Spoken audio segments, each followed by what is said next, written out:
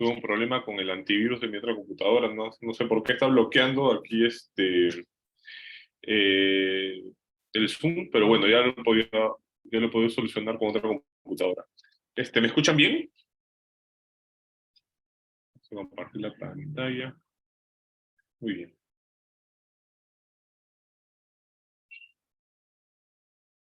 Sí, a ver chicos, ¿me escuchan bien todos? Alguien escriba en el chat porque como esta computadora no es mía. Hola, ¿me escuchan? Ah, ya, perfecto. Gracias, Sebastián. Muy bien, a ver, déjame un momento. Funciona esto. Muy bien, ahora sí. Bueno, gracias por esperar. Disculpen la demora. Vamos a hablar hoy día sobre el manejo de los pacientes oncológicos, ¿no? Que es el tema que tocaba el día de hoy. Un momento, por favor, para dar la otra.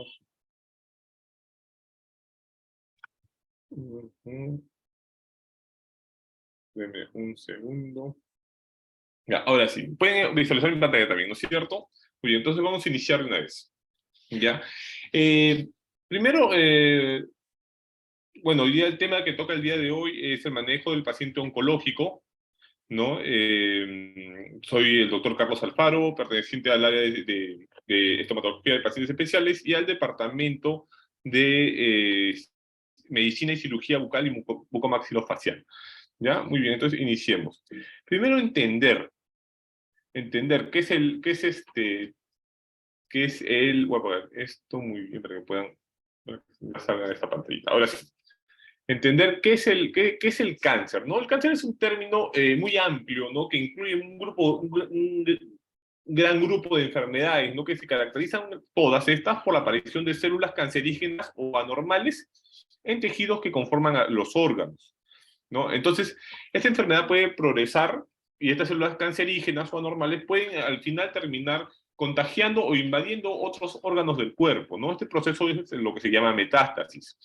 Ahora, la terapia oncológica es el tratamiento en sí. Entonces, cuando yo hablo de terapia oncológica, estoy hablando quizás de quimioterapia, de radioterapia, de trasplante de médula ósea, ¿no? Y a veces de las cirugías resectivas, ¿no? O las cirugías correctivas, ¿no? Donde se extirpan estos tumores que están causando estos procesos neoplásicos, ¿no? Este tratamiento oncológico tiene como objetivo la reducción y la destrucción de las células neoplásicas, ¿no? Y del tejido que ha sido afectado. Si bien es cierto, el tratamiento oncológico dependerá de diversos factores relacionados como el tipo, la localización y el tamaño de la lesión para poder dar este mismo tratamiento oncológico, pero hay que tener en cuenta que la terapia oncológica también va a tener efectos colaterales como en la cavidad oral, ¿no? Entonces, esto nos obliga a nosotros los estomatólogos a estar preparados en el conocimiento y manejo y consideraciones de estos pacientes, ¿no? La cavidad oral, entonces, como les menciono, y dice aquí en la diapositiva, es susceptible a los efectos tóxicos directos e indirectos de la quimio y radioterapia. En ocasiones somos a veces quienes terminamos detectando, ¿no? Las neoplasias. Viene un paciente, le decimos, a ver, abra la boca, revisamos la boca, ¿no? Vemos alguna lesión anormal en, ¿cómo se llama? En cavidad oral, ¿no? Y al final puede terminar siendo algún tipo de tumor benigno o maligno, ¿no? Pero los que terminamos encontrando estos pueden ser también los odontólogos. Un momento, por favor, voy a conectar la computadora, si no se me va a apagar. Ahora sí. Muy bien, entonces este es el grupo de profesionales, los odontólogos, no todo este grupo de odontólogos como están los maxilofaciales, los rehabilitadores orales, que también ahora existe también en otros países la especialidad de prótesis maxilofaciales, ¿no? Y los odontólogos son los que integran también el grupo multidisciplinario que va a dar tratamiento a estos pacientes con enfermedades neoplásticas, con cáncer, ¿no? Y conforma el odontólogo a este grupo multidisciplinario. Entonces, es de extrema importancia el conocimiento de los efectos colaterales, como los había mencionado, ¿no? Como ustedes pueden ver, por ejemplo, aquí, ¿no? Ustedes dirán, pero principalmente es el oncólogo, ¿no? El que va a dar el tratamiento, pero también puede haber un psicólogo, el psicólogo que va a dar el soporte psicológico, ¿no? Y después del tratamiento oncológico, quizás el paciente ha quedado, haber sido, quizás ha recibido una hemimaxilectomía, ha perdido parte de algún órgano, ¿no? Entonces vienen los protesistas, porque pueden ser los protesistas orales, o quizás si perdió alguna otra parte del cuerpo, pueden ser los médicos rehabilitadores físicos, ¿no? Y van a colocar prótesis para reemplazar al órgano que ha sido extirpado o que ha sufrido alguna clase de pérdida en alguna parte de su estructura anatómica. Entonces, el grupo, como les mencionaba, de multidisciplinario de especialistas o de profesionales que atienden al paciente oncológico son varios, ¿no? Y dentro de ellos está el odontólogo, ¿no? El odontólogo, también el maxilofacial, ¿no? Y el ¿cómo se llama? Luego están los rehabilitadores, y el niño quizás el odontopediatra, ¿no? Siempre el estomatólogo está ahí.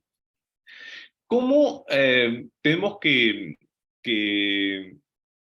darle el tratamiento odontológico en estos pacientes, ¿no? Primero, nosotros lo que tenemos que saber es en qué fase del tratamiento está mi paciente. Mi paciente ha sido diagnosticado con cáncer, con algún tipo de cáncer. Puede ser cáncer de estómago, cáncer de próstata, quizás algún cáncer en cabeza y cuello, ¿no es cierto? Entonces tenemos que saber nosotros, o quizás algún cáncer hematológico como una leucemia. Entonces tenemos que saber en qué momento de la enfermedad, o en qué momento el tratamiento está.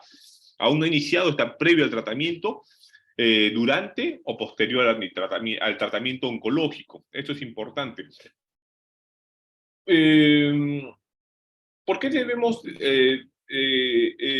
por qué es importante que el odontólogo atienda previamente al paciente? Lo que nosotros tenemos que tratar de hacer, o el objetivo del tratamiento odontológico, es la eliminación de cualquier foco infeccioso que pueda complicar mi quimio o mi radioterapia, ¿no? Entonces lo que tenemos que hacer es lo que dice aquí en mayúsculo, ¿no? La adecuación del medio bucal con el fin de eliminar focos infecciosos que pueden volverse infecciones sistémicas letales durante la quimio o radioterapia. Como ustedes comprenderán, como se ve acá en la imagen, ¿no? Un paciente sano tiene un remanente radicular, quizás ni le duele el remanente radicular, vive con el remanente radicular, es un foco infeccioso, pero las defensas del cuerpo de este paciente que está sano es capaz de mantener un equilibrio entre la defensa, entre la agresión de estos microorganismos, de esta infección, ¿no? Y la defensa de nuestro cuerpo. Entonces, mantiene un equilibrio, ¿no? Contiene la infección, la controla bien, ¿no? Pero un paciente inmunocomprometido, como un paciente que está recibiendo tratamiento oncológico, las defensas están venidos a menos, ¿no? Porque las quimioterapias, si bien es cierto, eh, van al final, el objetivo es terminar curando al paciente, también durante el proceso del uso de las quimioterapias, el paciente va a entrar se va a ver inmunocomprometido. Las defensas de este paciente van a bajar. Y el momento en el que bajan, como vamos a explicar en diapositivas más adelante, es el momento en que estas infecciones odontogénicas, que pueden haber sido crónicas, que quizás el remanente radicular pudo haber estado tiempo, años y nunca molestaron, cuando comienza la quimioterapia, se reactivan, ¿no? Y el paciente comienza a tener dolor, se inflama, que nunca estuvo cesado, se abscesa, puede comenzar a drenar pus, y este remanente radicular que nunca molestó, comienza a molestar en el momento de la quimioterapia y puede terminar en una septicemia, en una endocarditis o en una infección a distancia. Entonces, es importante desfocalizar a mi paciente que va a iniciar tratamiento oncológico previamente al inicio de la misma.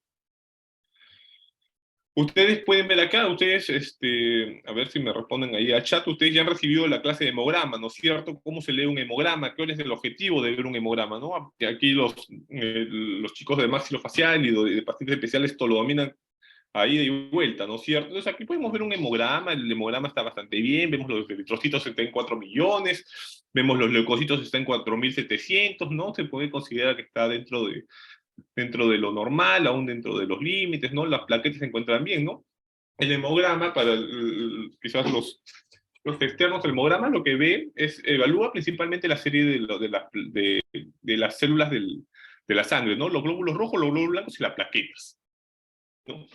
¿Por qué les pongo este hemograma? Porque un paciente que inicia quimioterapia, todas estas series de la sangre van a caer, ¿no? La menos afectada van a ser los eritrocitos, que quizás por ahí vamos a ver más adelante otra diapositiva, vemos cómo van a caer un poco, pero las que sí caen en cantidad y en número, bueno, caen en número, son los de la serie blanca, especialmente los leucocitos, ¿no? Específicamente los que nos interesan a nosotros, los segmentados, que son los neutrófilos.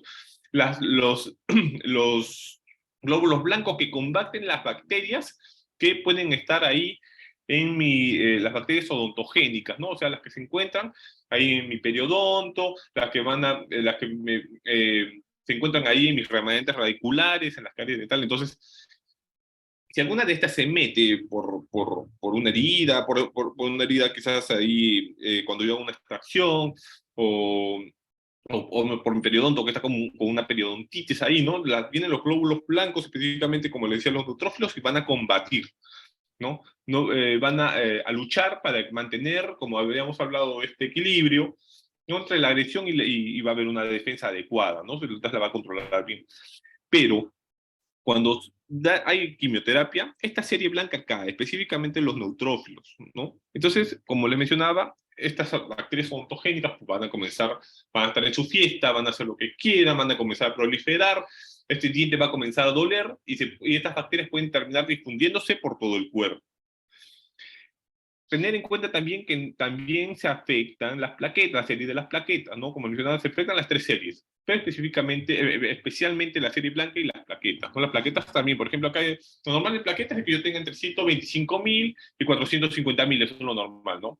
Pero mi paciente con quimioterapia puede presentar valores de 75.000, de 50.000, quizás ya entrando ya un poco más peligroso, ya de 30.000, ¿no? De 20.000 ya aparecen las manifestaciones hemorrágicas, pero al final de cuentas, cuando ya pase la quimioterapia, el paciente va a recuperar, ¿no? Va a recuperar la serie blanca, va a recuperar las plaquetas y la serie roja también se va a recuperar. Entonces, a tener en cuenta, ¿no? Que el paciente con quimioterapia tiene alteración en los recuentos de la cantidad de glóbulos rojos o glóbulos blancos y de plaquetas. Importante.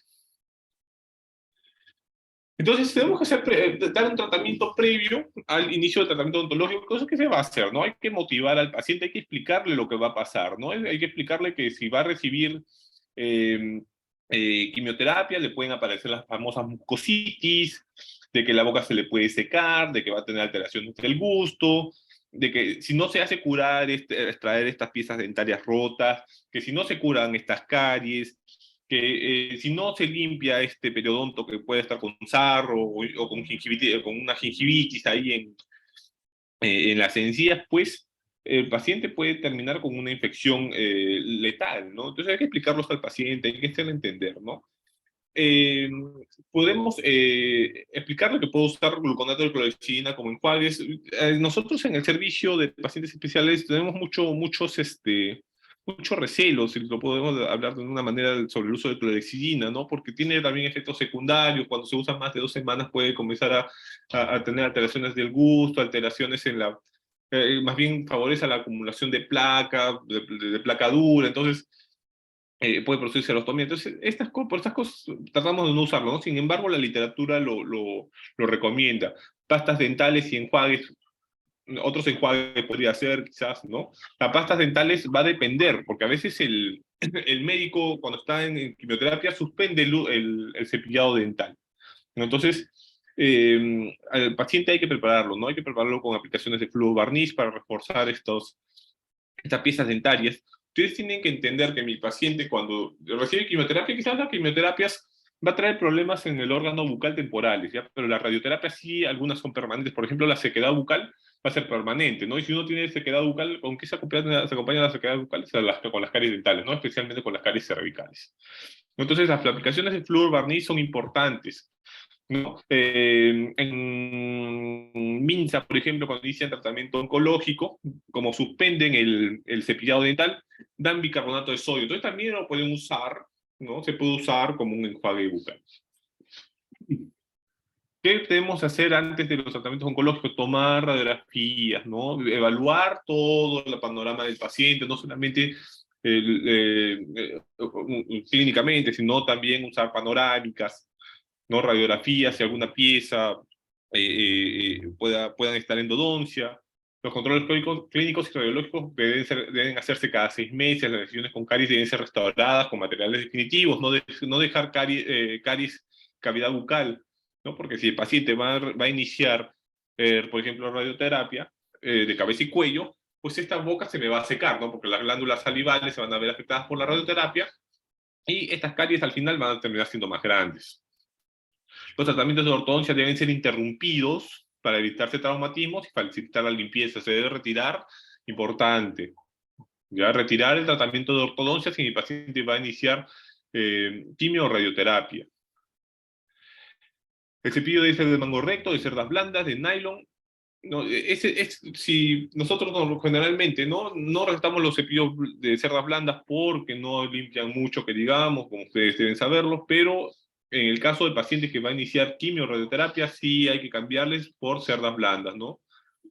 Cepillarse 3 a 4 veces por día y las pastas de concentración deben ser de 1400 partes por millón, ¿no? La norma. Con sabores neutros para evitar irritación, ¿no? Ustedes tienen que entender que el paciente que inicia quimio o radioterapia va a estar con las famosos mucositis que vamos a hablar más adelante, que son ulceraciones en la mucosa oral que son bien dolorosas. Y vamos a ver ahorita más adelante los tratamientos. Viendo lo que es cirugía bucal, las piezas que tienen un pronóstico menor a 6 meses ya deben retirarse. ¿Qué piezas pueden ser eso? Piezas con periodontitis, remanentes radiculares, caries con compromiso pulpar que no se han podido endodonciar en los 21 días antes del inicio del tratamiento oncológico, deben ser retiradas. Piezas dentarias que puedan estar en la zona de radiación, en caso sea radioterapia. ¿No? En general, tienen que retirarse todas las piezas que se hace radioquimioterapia, ¿no? Eso es lo que recomienda aquí no sé qué ha pasado con mi referencia bibliográfica, pero era lo que recomendaba. Consideraciones: técnica traumática, ¿no? Tiene que ser lo más rápido posible la extracción, evitar levantar colgajos, ¿no? Porque si uno levanta colgajos, esta herida va a tardar más en cicatrizar. Pero si es necesario, tiene que hacerse. Estrictamente aséptica, realizar alveoloplastía para que no haya espículas óseas que puedan después estar producir alguna clase de ulceración al paciente, ¿no? En esta zona que ha sido, que se le va a realizar la extracción, la regularización ósea, ¿no? Bueno, que es la alveoloplastía, y cierre por primera intención. ¿Qué es cierre por primera intención? Que tengo que suturar esta cirugía que he hecho, este procedimiento que he hecho, tiene que terminar con una sutura. Lo que siempre les recomiendo, esto no está en los libros, pero yo siempre se lo recomiendo a los residentes, esta herida tiene que quedar con su coágulo, no dejarla nunca seca. Nunca, por ejemplo, no sangra, doctor, no sangró ahorita, pero ya sangrará después. No que se vaya así tranquilo a su casa, no. Ese es el peor error que se puede cometer, especialmente en un paciente que tiene algún riesgo de infección. Paciente, por ejemplo, con bifosfonatos, que ha recibido radioterapia, no, o que van a iniciar quimio-radioterapia, siempre tiene que quedar el alveolo con su coágulo, evitar dejarlo seco, ¿no? Hay que estimular que sea el sangrado, pero no puede quedar seco. El retiro de los implantes dentales dependerá del criterio profesional, en especial si están en la zona de radiación. Importante, si va a recibir radioterapia, ahorita vamos a ver las siguientes diapositivas, ¿qué es lo que sucede? Implantes dentales que se encuentran en la zona de radiación tienen que ser retirados. ¿Por qué? Porque distorsiona el haz del rayo, ¿no es cierto? Lo va a distorsionar como vamos a ver ahorita. Lesiones periapicales radiológicas del diente con endodoncia deben ser retratados con apicectomía o bien extraerse si el pronóstico no es favorable. Nunca dejar un foco infeccioso porque, como les menciono, se puede complicar cuando se inicia la quimioterapia porque hay esta baja de los glóbulos blancos que mi paciente entra en inmunosupresión. Deben realizarse todos los procedimientos quirúrgicos, realizarse de 14 a 21 días antes del comienzo de la quimioterapia, del tratamiento oncológico, sea quimio o radioterapia. Bueno, obviamente si es radioterapia de cabeza y cuello, ¿no? Quimioterapia sí sistémica. Para asegurar el correcto periodo de curación y cicatrización. Miren aquí, ¿no? Nosotros vemos aquí 2 implantes dentales, uno de ellos, ambos, ¿no? Uno está en la misma lesión, en el mismo tumor, y el otro está cercano, ¿no es cierto? ¿Qué es lo que sucede cuando se realiza radioterapia con estos metales? Existe una zona de hiperradiación que se va a concentrar en la zona más cercana al implante dental, una zona de hiporradiación, ¿no? En la zona circundante a esta zona que está próxima al implante dental. Entonces no hay una radiación pareja. Es por eso que se recomienda mejor retirar los implantes dentales antes del inicio del tratamiento oncológico si va a ser radioterapia.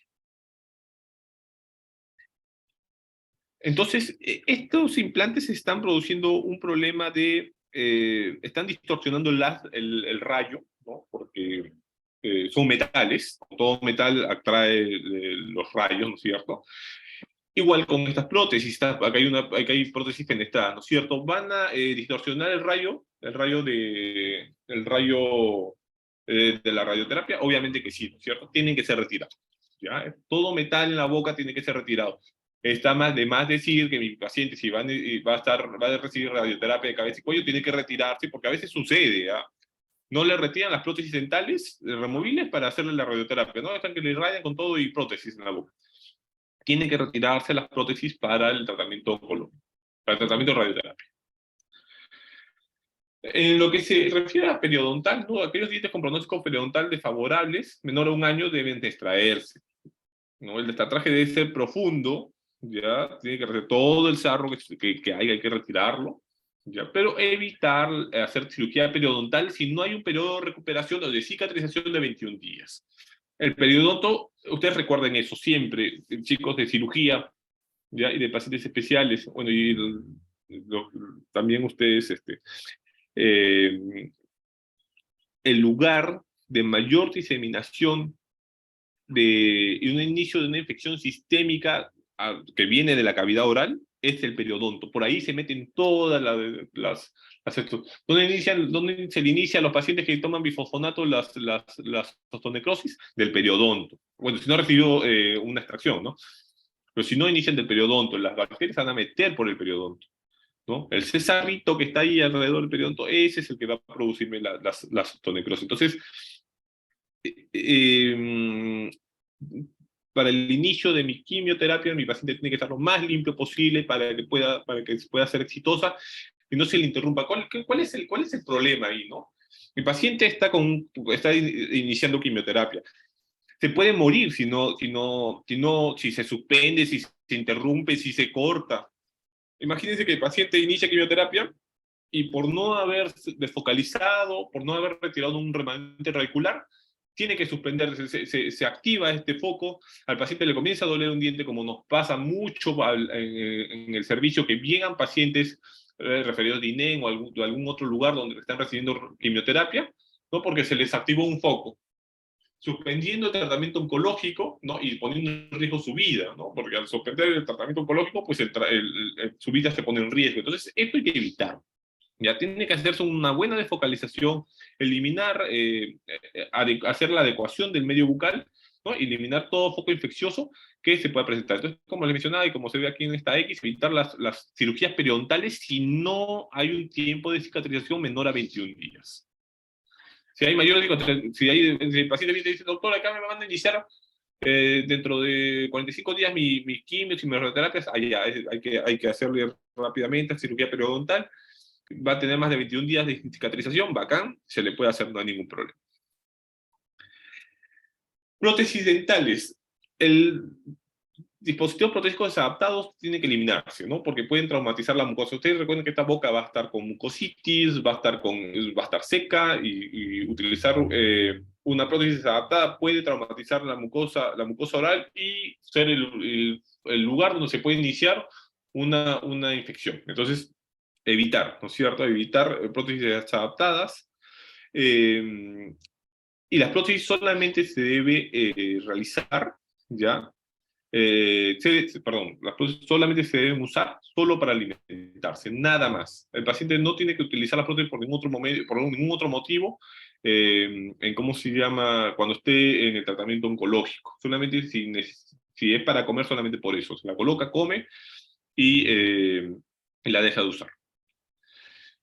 Este artículo recomienda, ¿no? Si se realizan prótesis, deben realizarse con una proyección de cómo quedarán los reparos anatómicos posterior al tratamiento oncológico. Es un poco difícil, ¿no? Porque uno no sabe cuánto el cirujano, ¿no? De cabeza y cuello, el cirujano maxilofacial, el que vaya a hacer la resección de este tumor pueda extirpar, cuánto va a retirar, ¿no? Entonces, es un poco difícil, algo que no se puede saber.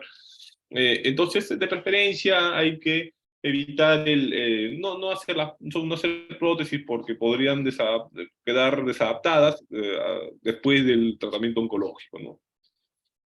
Muy bien, solo para alimentarse entonces las prótesis dentales. Si nosotros hemos sido así exitosos en realizar la adecuación del medio bucal, si nosotros hemos hecho las curaciones, hecho el destrataje adecuadamente, retirado las piezas dentarias que están rotas, hecho quizás cirugías periodontales ya, pero todo está perfecto, no debería complicarse el paciente durante el tratamiento oncológico, ni durante la radio ni la quimio. No debería venir el paciente, doctor, me suspendieron mi quimioterapia porque me tengo un foco infeccioso, un foco oral se me activa. Eso no debería pasar, ¿no? Entonces, si nosotros somos exitosos, como les mencionaba, en haber realizado todos los tratamientos previos al, al inicio del tratamiento oncológico, solamente tenemos que trabajar en esto, ¿no? Nos vamos a limitar al control periódico periodontal y de placa, por ahí vamos a hacer una que otra profilaxis, siempre y cuando, perdón, antes de dar. Si mi paciente está en terapia oncológica, para atenderlo, tiene que traerme un hemograma del día, por favor. Miren, les estoy diciendo bien claro, tratamiento, voy a hacer algún tratamiento especialmente que me implique, voy a tocar al paciente periodontalmente, le voy a hacer una así sea profilaxis dental, tiene que venir con su hemograma del día si está en esos momentos con quimioterapia. ¿Por qué del día? Porque hay, como les mencioné hace un momento, hay glóbulos blancos que viven horas. Entonces, quizás el paciente se tomó hace 2 días su hemograma, ¿no? Después de 20 horas ya no estaba con 4.000 de glóbulos blancos, sino ya estaba con 3.000. Después de 20 horas más, ya no estaba con 20.000, perdón, ya no estaba con 3.000, ya estaba con 1.500. Y quizás en el momento que lo está atendiendo ya no está con 1.500, está con 500, está ya neutropénico. Entonces, tiene que ser paciente que está en esos momentos recibiendo terapia oncológica, especialmente quimioterapias, debe venir con el hemograma para poder hacer algún procedimiento, ¿no? Especialmente los periodontales, profilaxis, estratraje. Ya ¿no? Porque si no, vía periodontal yo puedo difundir las bacterias de la boca, ¿no? A través del periodonto puedo difundirlas hacia otras partes del cuerpo, ¿no? Y puede terminarse esto mal. Y se da porque más adelante les voy a hablar sobre un caso que sucedió en el servicio, ¿no? Y el paciente casi fallece, ¿no? Pero vamos a hablar más adelante de eso. Controles radiográficos, control de higiene, control del periódico periodontal y de placa, remotivar al paciente, recordar el uso protéico solo para alimentarse, controlar la ingesta de hidratos de carbono, ¿no? Que disminuya, ¿no? El uso de hidratos de carbono y azúcares, y la fluorización tópica y enjuagues antisépticos que tiene que realizarse. Como les vuelvo a mencionar, el control periodontal es muy importante, ya que es la vía de entrada principal de microorganismos y posible septicemia. Pero si mi paciente, cuando esté en quimioterapia, para atenderlo durante la quimioterapia, tiene que venirme con el hemograma del día. Eso es importante. Por favor. Entonces, estos son mis pacientes que los atiendo previamente, ¿no? Como previamente al inicio del tratamiento oncológico. Pero, ¿qué sucede? ¿No? Como les mencioné, que hay pacientes que se aparecen de repente y dicen, doctor, estaba recibiendo mi quimioterapia y me ha comenzado a doler varios dientes, que están rotos, que nunca fueron, ¿no? Y esto pasó porque no lo desfocalizaron. Esto puede suceder. Entonces, cuando el paciente inicia ya el tratamiento oncológico, los tratamientos oncológicos que se usan actualmente son la radioterapia, trasplante de médula ósea, la cirugía, ¿no? Y la quimioterapia. La radioterapia es el uso de radiación ionizante como tratamiento de neoplasias. Se usan radicales libres, ¿no? En el equilibrio intracelular que alteran la estructura genética y al final dificultan que esta célula se pueda multiplicar, ¿no? O se pueda replicar, que pueda hacer su mitosis. Y al final, como no lo puede hacer, la célula termina muriendo, ¿no? La célula morirá porque no se podrá dividir y porque tiene su material genético anulado, ¿no? Como dice acá. Esta radioterapia se usa en los pacientes no plásicos, recibirán radioterapia como bien como terapia única, como coayudante de la quimioterapia y cirugía. En cabeza y cuello, como deben saber bien los cirujanos, lo que se hace generalmente viene con los tumores, se utiliza la radioterapia para reducir el tamaño estos tumores, y una vez que ya están más pequeños, recién entran los cirujanos y retiran, ¿no? Ya con una lesión más pequeña, ¿no? Eso es bastante común. Tipos de radioterapia. ¿Ya? Esto es importante, ¿no? Las radioterapias se expresan en grays. Generalmente, cada vez que el paciente va a recibir su radioterapia, que la que además se usa aquí es la telerradioterapia, recibe más o menos 2 grays por sesión. Entonces uno tiene que contar, por cada sesión recibe 2 grays, contarlo de esa manera. ¿Por qué es muy importante el conteo de los Gracie? Porque estos Gracie, mientras más acumulan en el cuerpo, más efectos colaterales tiene el paciente. Por ejemplo, un paciente que ha recibido quizás 14 Gracie, quizás pueda tener algo más de saliva que uno que ha recibido 60, ¿no? Porque las glándulas salivales han recibido menos radiación y hay más acinos que puedan producir más saliva. Es por eso que es importante conocer, ¿no? Un paciente que ha recibido 70 Gracies tiene un riesgo de osteonecrosis mucho más grande que uno que ha recibido 20. Es por eso importante conocer los Gracies.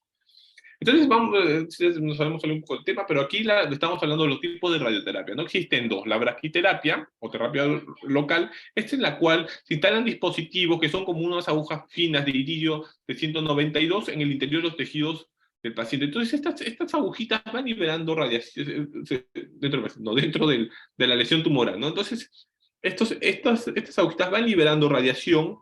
Eh, lo que se quiere es llegar a un total de 65-70 Gracies, y se dejan estas agujas de 5 a 8 días. Después estas ya se descargan, ¿no? Se terminan descargando y se pueden retirar o también se pueden dejar ahí, pero el objetivo es de que boten radiación, ¿no? Y eliminen a estas células cancerígenas que se encuentran en el tumor. Este es el mejor tratamiento de radioterapia. Ahora, el otro tratamiento es la telerradioterapia. Es la más usada porque es más barata, es en la cual se irradia al tumor con un equipo de supervoltaje, ¿no es cierto? Que es un equipo grande. Lo malo de esta es que también al mismo tiempo, si bien es cierto, se irradia el lugar del tumor, pero también se irradia a los tejidos circundantes, ¿no? A los tejidos sanos. Entonces, es menor calidad este tratamiento, sin embargo, es el más usado porque es un poco más barato, ¿no? Generalmente para tratamientos de neoplasia se requieren entre 40 y 70 Gracies, ¿no? Fraccionando en dosis diarias de 2 Gracies. Es importante, por cada sesión 2 Gracies, ¿no? En un total de 4 a 7 semanas de tratamiento. La dosis dependerá de la radiosensibilidad del tumor, del tamaño, de la oxigenación del tumor, ¿no es cierto? Entonces, generalmente aquí en Perú, con tilde, en Perú, los pacientes que reciben terapia oncológica vienen recibiendo telerradioterapia, ¿no? Entonces se ven mucho más afectados los tejidos, al final termina con mucho más efectos colaterales, con mucho más efectos secundarios. Si es un tumor de cabeza y cuello y el tumor, por ejemplo, está en el labio, también se va a terminar irradiando las glándulas salivales, la lengua, la mucosa oral. Entonces el paciente va a tener más efectos secundarios. Acá está la radioterapia, ¿no? Estas agujas de iridio que se colocan en un paciente con cáncer de próstata, como le han colocado ahí las agujas de iridio en la próstata, y estas van descargando y dan el tratamiento oncológico, ¿no? Aquí otro paciente, en la imagen inferior, que tiene este carcinoma escamoso en el labio, y se colocan estas agujas de iridio, ¿no? Y al final el tumor termina desapareciendo gracias a la radiación que dan estas agujas de iridio. Entonces, esta es la braquiterapia. Tiene menos efectos secundarios que la radioterapia, pero sin embargo, la telerradioterapia es la más usada, ¿no? Que es la que se ve aquí. Acá está el aparato de supervoltaje, ¿no? Emite un haz de rayo, ¿no? Dirigida hacia el tumor, ¿no? Si bien es cierto, si es de cabeza y cuello, se puede proteger al paciente con con estas mallas, ¿no? que absorben la radiación, pero igual el paciente termina teniendo efectos colaterales, ¿no? O secundarios, porque se termina irradiando también los tejidos circundantes. Entonces, si el paciente tiene un tumor en cabeza y cuello, ya se considera que mi paciente al final va a terminar sufriendo de xerostomía, de disgeusias, va a estar con la boca seca, las glándulas salivales van a estar fibrosadas, esos músculos masticatorios van a estar fibrosados, va a estar con trismo, entonces va a terminar con muchos efectos secundarios si ha recibido radioterapia de cabeza y cuello. Entonces, esos son los dos tipos de tratamientos de radioterapia. Ahora, yendo a lo que es la quimioterapia es un tratamiento sistémico, ¿no? Se inyectan fármacos citotóxicos o citostáticos, ¿no? Que limitan, bueno, como dice acá, ¿no? Que tienen escasa especificidad, o sea, van a atacar a todas las células de rápida replicación, tanto las tumorales como las sanas. Es por eso que los pacientes que reciben quimioterapia, a algunos se les cae el cabello, ¿no? Porque el cabello son células que son de rápida replicación, entonces, o los folículos pilosos en ellos hay células de rápida replicación, entonces se ven afectados y se caen. En la mucosa oral, la mucosa oral tiene células de rápida replicación, entonces también se ven afectados, pues, en la mucosa oral aparecen las mucosas, pero no solamente la mucosa oral, ¿no? Todo la mucosa del tracto digestivo, que incluye a la mucosa oral también. Eh, Provoca alteración, estas quimioterapias provocan alteraciones celulares, específicamente en la síntesis de ácidos nucleicos, división celular y síntesis de proteínas, ¿no? Los más usados el medrotaxate, el simplastino, la vincristina y la vinblastina. Como le mencionaba, ¿no? Con lo que dice acá abajo, ataca sobre todo a los que poseen ciclo celular acelerado y por su constante recambio, ¿no? Las células oncológicas, las células cancerígenas son de rápido recambio. Sin embargo, como les mencionaba, hay otras células que también son de rápido recambio, las células de la médula ósea. ¿De dónde vienen mis células de la sangre? Vienen de la médula ósea. Es por eso que cuando mi paciente recibe quimioterapia, tengo ese problema de que se bajan las plaquetas, me da la trombocitopenia, bajan los glóbulos blancos, me dan eh, las visitopenias, ¿no? Cuando se ven afectados tanto la serie blanca como la serie de las plaquetas, o la pancitopenia cuando se ven las tres, ¿no? Pero como les mencionaba, es mucho más difícil de que los glóbulos rojos se vean afectados. Los folículos pilosos, ¿no? Las células epiteliales del conducto gastrointestinal que incluyen a la mucosa bucal y a las encías, ¿ya? Entonces, el paciente comienza a tener problemas con estos tejidos, ¿no? Se cae el cabello, aparecen las mucositis, ¿no? Las células de la sangre, pues comienzan a caer, ¿no? Las leucopenias aparecen, especialmente las leucopenias que son las más peligrosas, ¿no? Porque cuando bajan las defensas, el paciente se puede ver, puede quedar expuesto, ¿no? A cualquier infección. Dentro de ellas las infecciones odontogénicas que pueden terminar, como les mencioné, pueden terminar siendo infecciones sistémicas. ¿No? Efectos secundarios, lo que mencionaba la supresión de la médula ósea, se van a manifestar en sangre periférica hacia el día 10 a 14 después del tratamiento oncológico, del tratamiento de quimioterapia. O sea, ustedes no esperen, chicos de cirugía y de APE, no esperen al paciente que si ha recibido la quimioterapia hoy día, mañana va a estar con la visitopenia, con la pancitopenia o con la leucopenia al día siguiente. No. Las leucopenias, las trombocitopenias, ¿no? Bueno, y por ahí que uno va a hacer la anemia, se van a ver hacia el día 10 a 14 después de la quimioterapia. ¿Ya? Chicos, 10 a 14 días después se ven las manifestaciones en la sangre. La recuperación se da hacia el día 21. O sea, hacia el día 21 mi paciente ya debería estarse recuperando, la sangre periférica debería estar normal. El día 21 después de la quimioterapia. La anemia es menos frecuente, ¿no? Como me dice acá. Es común la caída de cabello, las náuseas, el vómito, la eritroesplasia palmar y plantar. Se manifiesta como eritemas, erosiones acompañadas de sensación de quemazón y zonas dolorosas en manos y en pies. Ahora vamos a ver unas fotos de eso. Los efectos tóxicos de la quimioterapia inciden en la mucosa oral y gastrointestinal que son a causa de su alta tasa de renovación celular, ¿no? Estas células de la mucosa oral, bueno, mucosa gastrointestinal, ¿no? Que incluye la cavidad oral, tienen alta tasa de renovación celular. Entonces, se cambian rápidamente y se ven afectados también por estos quimioterápicos. La microflora es compleja y los traumatismos también en la mucosa oral pueden aparecer, ¿no? Es algo normal que sucede mucho, ¿no? Porque como uno muerde, hay fricción, pues estas mucosas pueden verse afectadas por traumatismos, ¿no? Ocasionados por el mismo proceso de masticación. Entonces, algo que puede suceder. Entonces, lo vuelvo a repetir, importante y muy importante.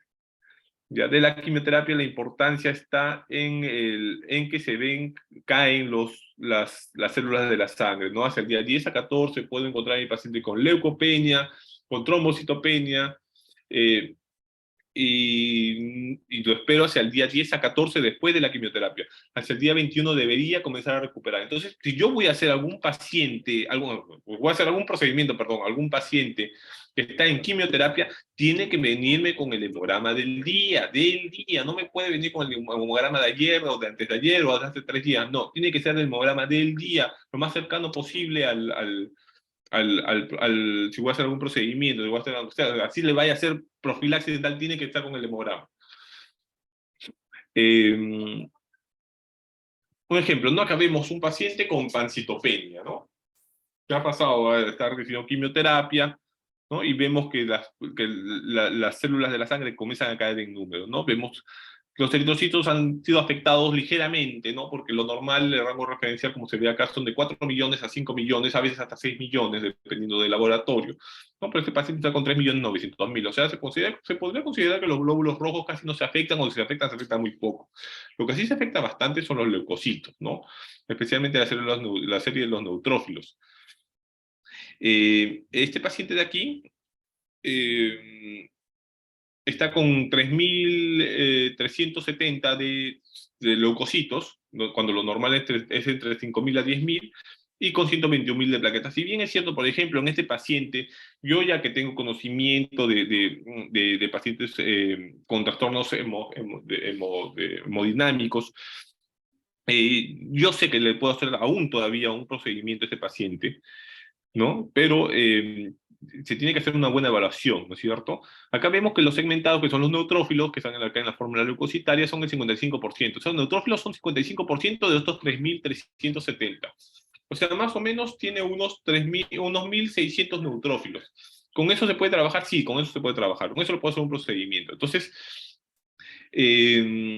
ahora que si estos neutrófilos estarían entre 500 y 1000 ya es más difícil, ¿no? La probabilidad de que se me infecte la herida o que termine en una endocarditis o una septicemia son mayores, y pues, si está por debajo de 500, estos neutrófilos es mucho más peligroso, ¿no? Ahí ya tengo que preparar a mi paciente, eh, eh, quizás darle profilaxis antibióticas, interconsultar con el médico, pedir quizá, o quizás solamente suspender un poquito más la quimioterapia, que se alargue un poquito más, ¿no? Que mejore el paciente, que mejore estas cifras, porque estas cifras, como le mencionaba, el día 21 deberían comenzar a mejorar y recién algo procedimiento. Entonces, va a depender, ¿no? Va a depender de muchas cosas, de la premura. Quizás el paciente está con un proceso oncológico donde es importante que, ¿cómo se llama?, que inicie la quimioterapia, entonces tengo que actuar rápidamente, ¿no? Si no es tan, no hay mucha premura, podemos esperar, ¿no? Quizás la siguiente quimioterapia va a ser dentro de un mes, podríamos esperar unos días más a que mejore esto y recién hacer el procedimiento. ¿Ya? Como les mencionaba, el día 21 debería comenzar a mejorar estas cifras. Y ahora estamos hablando de quimioterapias. ¿Ah? Aquí otro paciente, ¿no? Está con leucocitos de 3.600, los segmentados son el 34%, o sea, está con 1.251 segmentados. Es una neutropenia leve, ¿no? De los segmentados acá abajo, donde pueden ver, está con 1.151. Es una neutropenia, aún se considera leve, ¿no? De 1.500 a 1.000 es leve. De 1.000 a 500 moderada, de 500 a 200 severa, y de 200 para abajo hasta cero es granulocitosis, ¿no? Cuando no hay neutrófilo. Entonces, a mi paciente con estos valores todavía le puedo hacer yo algún procedimiento, ¿no? Aún todavía se puede trabajar con una terapia antibiótica previa, con todas las cuestiones como le mencionaba, ¿no? Cirugía traumática, cierre por primera intención, darle el antibiótico de todas maneras. Entonces se podría hacer un procedimiento aún, ¿no? ¿Cómo están las plaquetas? A ver, ¿no? Plaqueta, 193.000, se puede trabajar, no hay ningún problema. Y glóbulos rojos en 4.500.000, no hay problema, ¿no? El problema aquí ahorita son los glóbulos blancos. Se ha visto afectado estos glóbulos blancos, ¿no? Por la quimioterapia. Entonces, como les mencionaba, ahí hacemos, ¿no? O hacemos la interconsulta y hacemos profilaxis antibiótica o terapia antibiótica previa y hacemos el procedimiento, o bien esperamos a que este paciente se recupere y hacemos el procedimiento. Y hacemos el procedimiento cuando estas cifras del hemograma mejoren. Va a depender, como les mencionaba, va a depender de la premura de lo que diga el oncólogo, ¿no? Si el oncólogo quiere, es importante que inicie quimioterapia nuevamente, te voy a tener que trabajar así como está. ¿no? Si no hay tanta premura, puedo esperar y después hago el procedimiento. Eritrodistesia palmoplantar, ¿no? Esto aparece en pacientes que están recibiendo quimioterapia. Alopecia, ¿no es cierto? Se les cae el cabello. Doctor, disculpe, Adelante. Sí, dime. con respecto a los valores justo que hablaba usted de la leucopenia y la neutropenia, entendí, entonces el valor mínimo permitivo sería hasta 1000 en la neutropenia, o sea, más o menos hasta 3 de leuco también.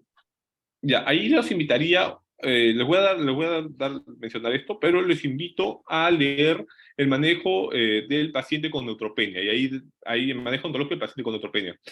¿Qué dice el manejo ontológico del paciente con neutropenia?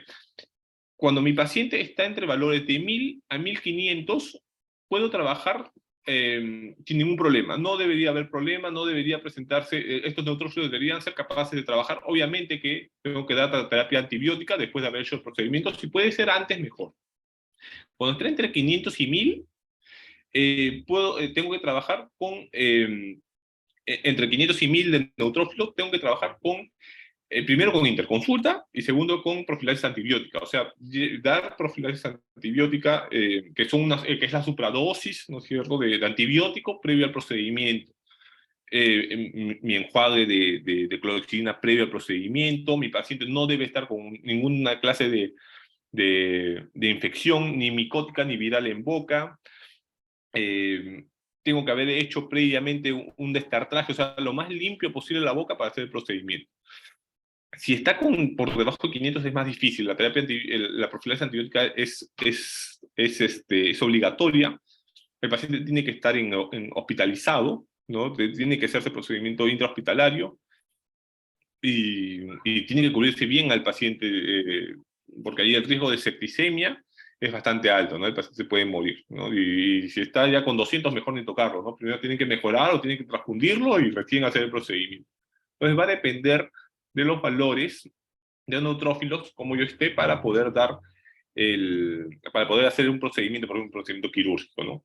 Pero siempre, como les menciono, tiene que ser con el hemograma del día, porque ustedes pueden tener quizás un hemograma como el que están viendo aquí.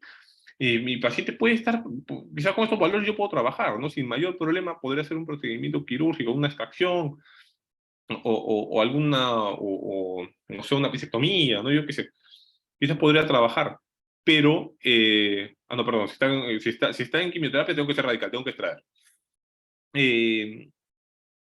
Pero siempre con el hemograma del día, tiene que ser el hemograma del día, porque ustedes pueden ver este hemograma quizás es del día anterior, y en estos momentos este paciente ya no está así como está ahorita. Puede estar, ahí sí podría estar con 500 de neutrófilos, podría estar con plaquetas, podrían estar en 100.000 ya bajo, ¿no? Entonces, mucho cuidado con eso, ya el hemograma es importante, la recomendación que les doy, el hemograma del día, lo más cercano al procedimiento. Muy bien, ¿está bien? ¿Alguna otra pregunta? ¿Están conformes con la respuesta o quieren replicar algo? Con toda confianza lo pueden hacer, ¿ah? Gracias, doctor. Listo, perfecto. Eritrodistesia palmoplantar, ¿no? Esto le aparece a los pacientes que están en quimioterapia, la alopecia, como le mencioné. Entonces, los efectos tóxicos de la quimioterapia inciden en la mucosa oral y gastrointestinal, ¿no? A causa de su alta tasa de renovación celular, como les había mencionado, también la microflora que es compleja, el trauma de los tejidos orales durante la función, por ejemplo, de masticación, que uno habla, ¿no? Hay fricción dentro de la boca. Acá algunos efectos secundarios y el tiempo de duración de los estos, ¿no? Eritema y radiodermitis, ¿no? Este eritema palmoplantar y la radiodermitis son efectos secundarios tanto de la quimioterapia como de la radioterapia. Es obvio que la radioterapia, esta radiodermitis, si es en radioterapia, es por donde va a pasar mi haz del rayo.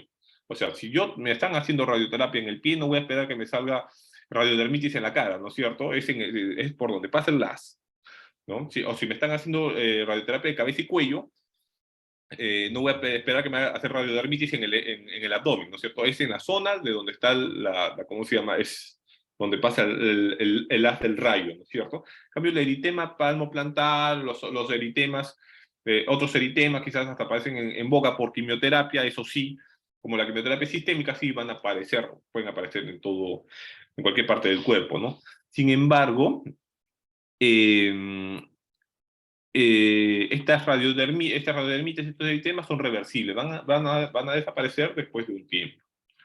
Las mucositis igual son reversibles, son efectos secundarios tanto de la quimioterapia, ¿no?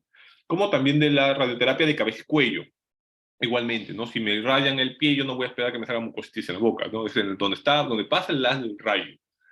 ¿Ya? En cambio, como la quimioterapia sí es sistémico, eso sí me sale en todo el tracto gastrointestinal, ¿no? Y nosotros lo apreciamos en la boca. ¿No? Que es la inflamación generalizada de la mucosa bucal debido al daño de células epiteliales, basales y descamaciones y ulceraciones en la mucosa, ¿no? Más adelante vamos a ver mucositis.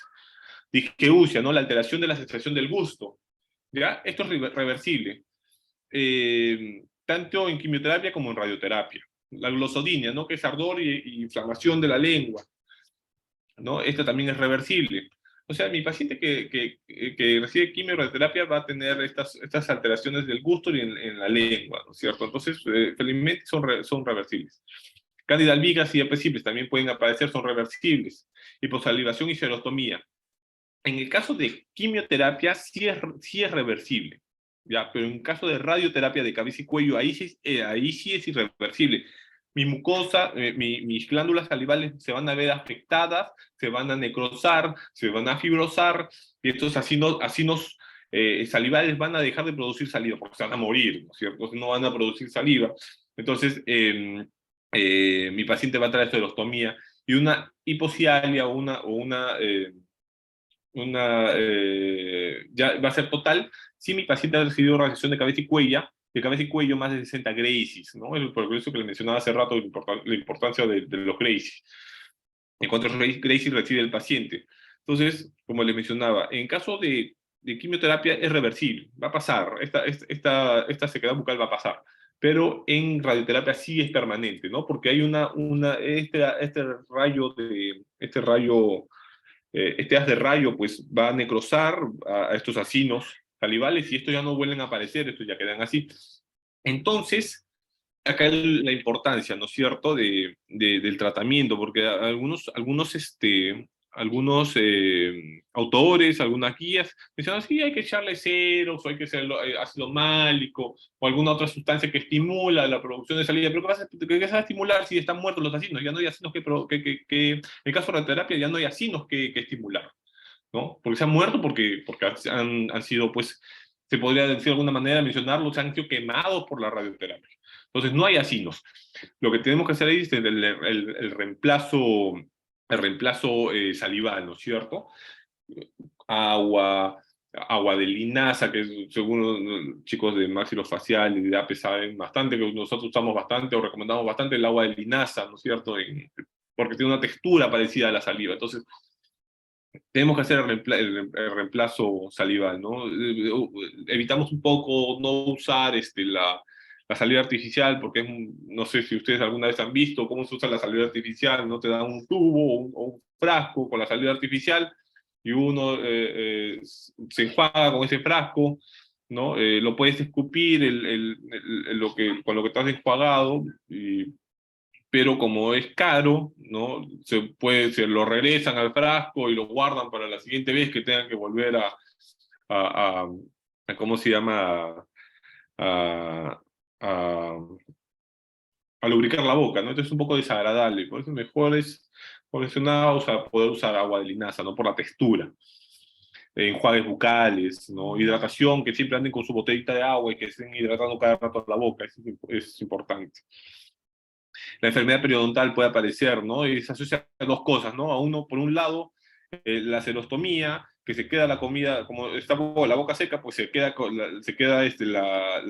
restos de alimentos se quedan alrededor de los dientes, y encima, a veces los médicos suspenden el cepillado, empeora esta enfermedad periodontal, y encima los neutrófilos que se ven caídos, entonces ahí las bacterias hacen lo que quieren en el periodonto. Entonces, aparece esta enfermedad periodontal, pero una vez que se suspende la quimioterapia, ¿no? Esto es reversible, o la radioterapia se vuelve reversible, ¿no? Mejora. a la alopecia, ¿no? Eso también es reversible, ¿no? El paciente queda con alopecia temporalmente, después ya, ya pasa. Las necrosis graves, ¿no? En tejidos de escalas, alteraciones en piel. Más adelante voy a ponerles ahí un, un caso de una paciente que ha tenido, ¿no? Esa pérdida de tejidos por escalas, alteraciones, necrosis graves, ¿no? Y esas son irreversibles, y vamos a ver cómo ha quedado el paciente. Trismus, ¿no? La imposibilidad de abrir la boca adecuadamente, ¿no? Esto es irreversible, perdón, puede ser reversible como irreversible, ¿no? Ahí cuando damos las terapias de apertura bucal, ¿no? Con los palitos, seguramente ahí han visto cómo usamos con los bajalenguas, comenzamos, pues, ¿no? A que muerdan los bajalenguas, cada vez le metemos más bajalenguas, ¿no? Haciendo la apertura, ¿no? Al paciente le duele bastante, pero es la única forma de poderles hacer que puedan volver a tener una cierta apertura bucal, ¿no? Y que puedan mejorar. Lo mínimo que tenemos que llegar, pues, por lo menos son a 25 milímetros, ¿no? Lo mínimo para que pueda ingresar un tenedor con comida.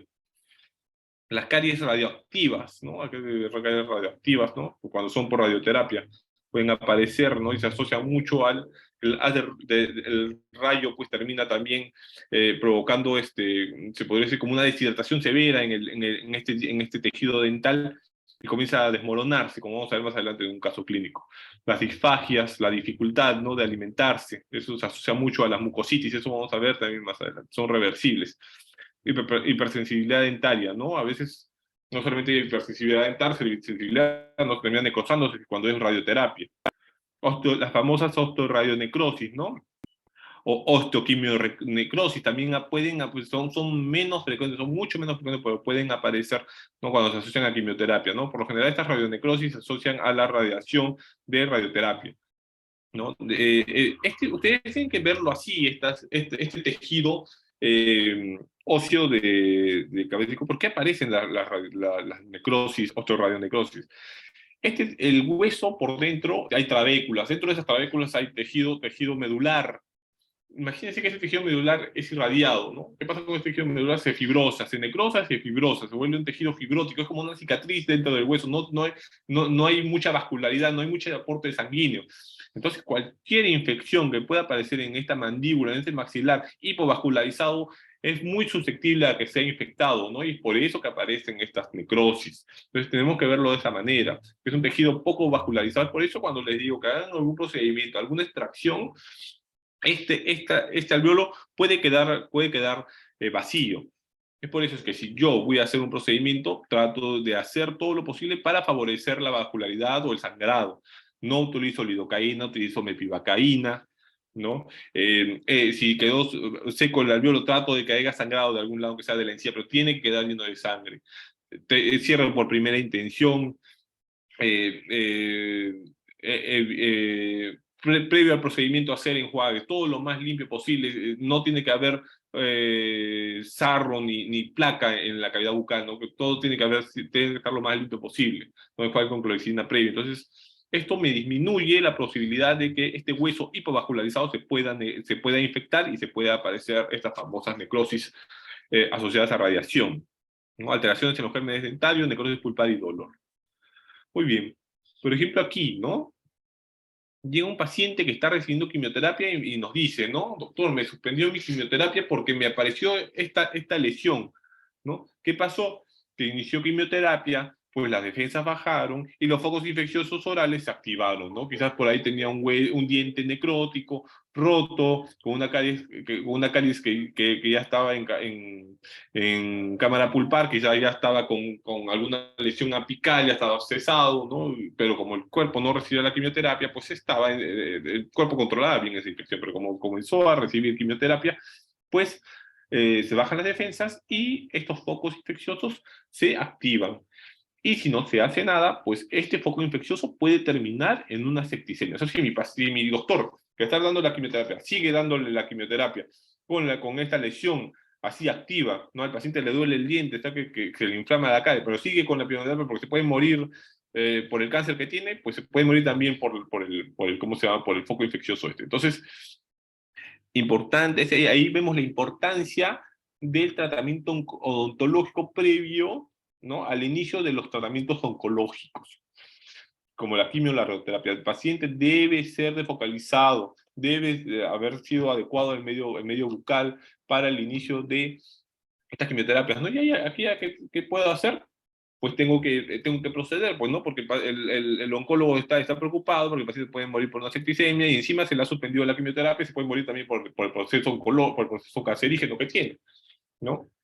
Para hacer este procedimiento, como les mencioné, tengo que enviar el hemograma tiene que ser del día, tengo que evaluar cómo están esa serie blanca, cómo está esa serie roja, especialmente la célula blanca y las plaquetas, ¿no? Que son las que más se ven afectadas por la quimioterapia, ¿no? Como le mencionaba aquí, ¿no? Si mi paciente, según esta guía, ¿no? Si mi paciente se encuentra entre 500 a 1000, tengo que usar una terapia antibiótica previa. Si mi paciente está por debajo de 500, tengo que utilizar profilaxis antibiótica.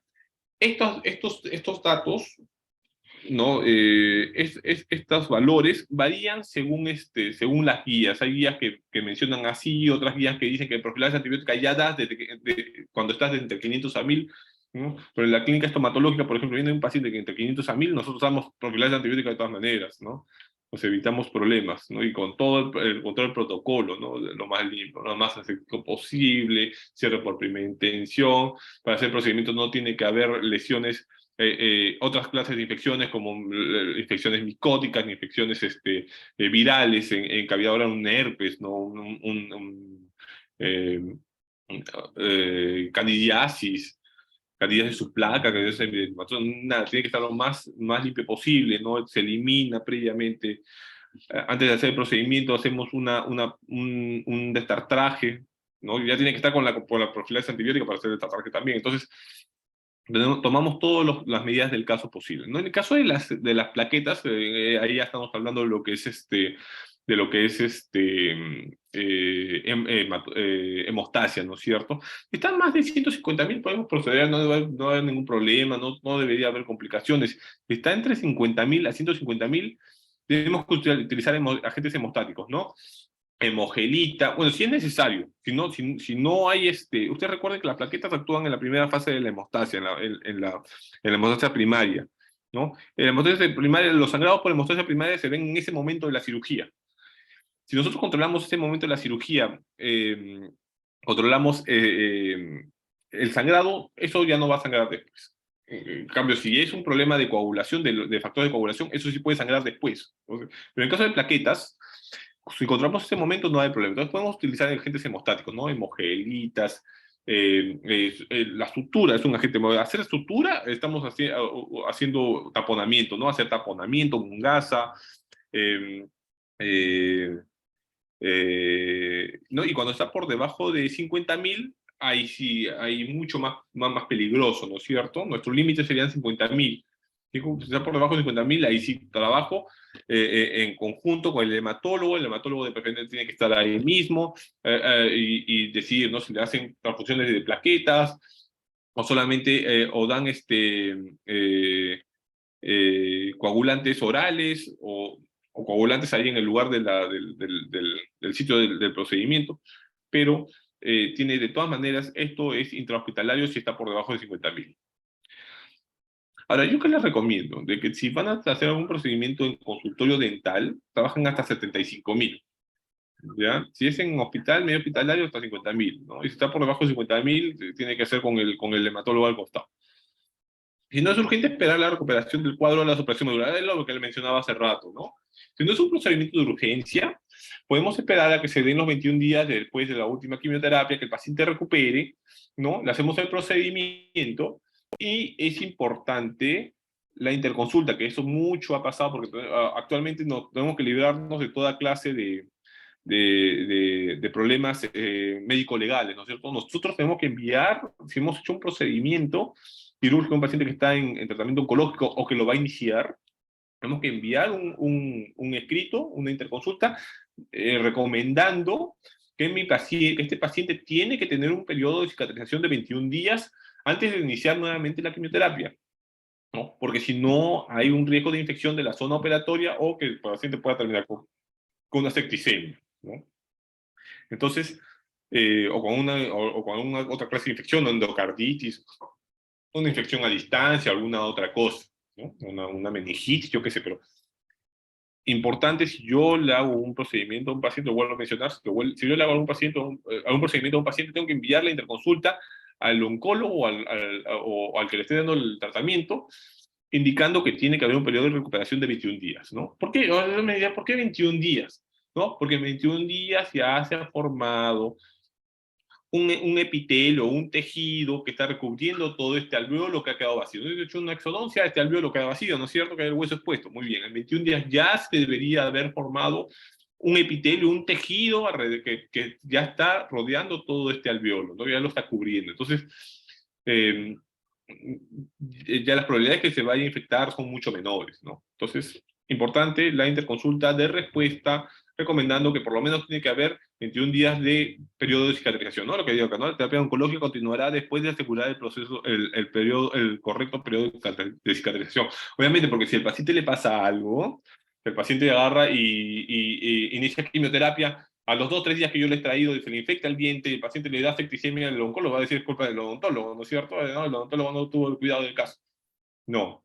Entonces, enviamos la interconsulta recomendando los 21 días y le sacamos foto de esa interconsulta, ¿no? Ya el paciente se la da, no se la da, el oncólogo sigue las recomendaciones, no la sigue, ya es su problema del oncólogo.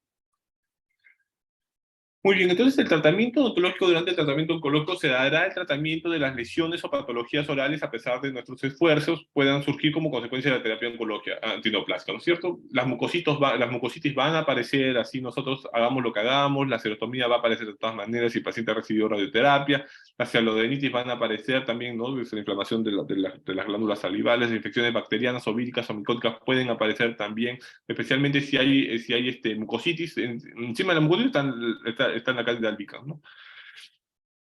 O las candidiasis, ¿no? Disfunciones del gusto, ¿no? El paciente comienza a tener esas disgeusias, ¿no? No sienta adecuadamente las sensaciones de sabor, ¿no? Y otras cosas también pueden aparecer. Muy bien, aquí están las mucositis, ¿no? Mucositis eritematosa o faringia, ¿no? Estas aparecen cuando el paciente recibe radioterapia de cabeza y cuello o cuando el paciente está recibiendo quimioterapias, ¿no? Se manifiesta, se caracteriza al inicio como un edema, como un eritema, y va progresando hacia ulceraciones que pueden verse, pueden al final terminar generalizando en toda la cavidad bucal, ¿no? Y van a dificultar que mi paciente se pueda alimentar y, y a veces tomar líquido, ¿no? Entonces, esto es lo que complica más a mi paciente. Y esto es un motivo por el cual se pueda suspender la quimioterapia, ¿no? Cuando aparecen estas mucositis. Entonces, el oncólogo comienza a dar, o el radiólogo comienza a dar la radioterapia, y le aparece mucositis a mi paciente. Entonces, el oncólogo lo que va a hacer es evaluar, ¿no? ¿Cómo están las mucositis? ¿Hay mucositis? No, no hay mucositis, no hay ningún síntoma. Muy bien, está en escala 0. No, escala 1, ¿hay algún dolor por ahí? ¿Alguna zona de eritema? Muy bien, ¿no? Aún se puede continuar con la quimioterapia, ¿no? Grado 2, eritema, úlceras, capacidad para comer, aún todavía puede comer dieta sólida, a pesar de que hay úlceras y eritemas. Grado 3 ya hay úlceras y eritemas, pero ya hay dificultad en la deglución, no puede comer sólidos, solamente puede comer líquidos. Muy bien, ese está en grado 3. Cuando ya no puede comer ni siquiera líquidos, el paciente tiene que ponérsele sonda de alimentación, ¿no? Una sonda nasogástrica, y por ahí tiene que alimentársela al paciente, porque el paciente le va a doler, ni siquiera va a poder hablar de tantas úlceras que va a tener en la boca. Aquí hay un grado 1, pueden ver aquí, ¿no? Hay zonas, por ahí alguna ulcerita, zonas de eritemas. Grado 2, no aparecen las ulceraciones, pero mi paciente aún puede consumir sólidos, a pesar de que hay ulceraciones. Grado 3, mi paciente ya no puede, las ulceraciones están casi generalizadas por toda la boca, mi paciente ya no puede abrir la boca, obviamente, ¿no? Pero aún puede consumir líquidos, y grado 4 ya ni líquidos, ¿no? Ya las ulceraciones son generalizadas en toda la boca, y mi paciente solamente puede comer a través de una sonda nasogástrica. ¿No? A este grado 4, ¿no? Mire cómo está todo generalizado, ¿no? Es muy doloroso, ¿no?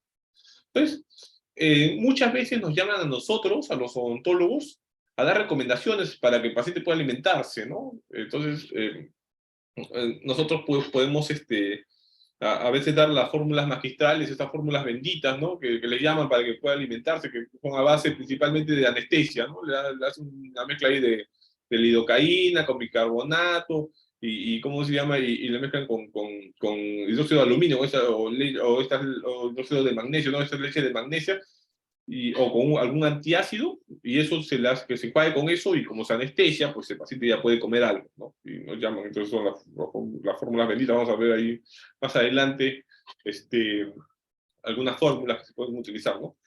¿Qué hacer con esta mucositis? El manejo es tópico, ¿ya?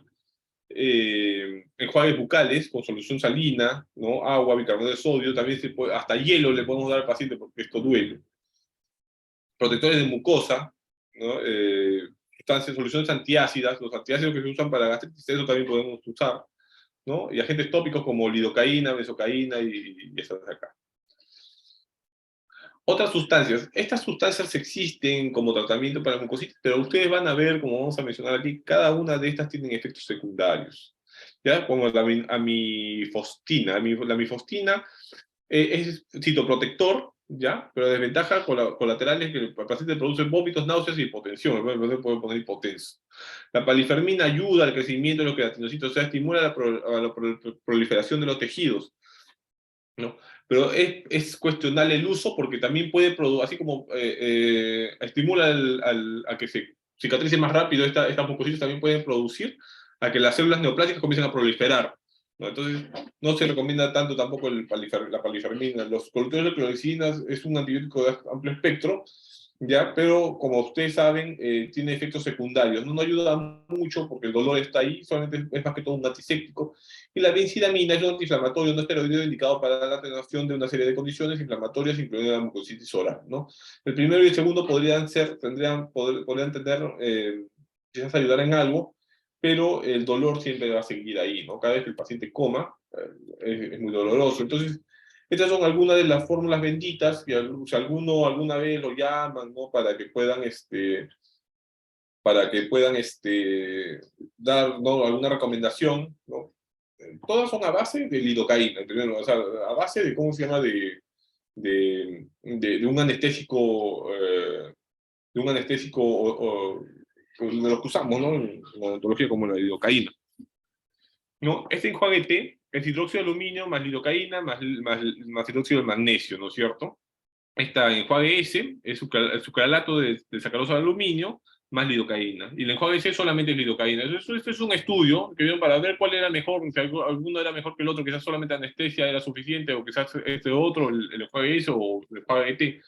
Al final, ¿qué encontraron? De que no había diferencia significativa entre usar una o usar la otra, ¿no? Igual ayudaban en algo, ¿no? Pero no había mucha diferencia entre utilizar alguno de estos tres.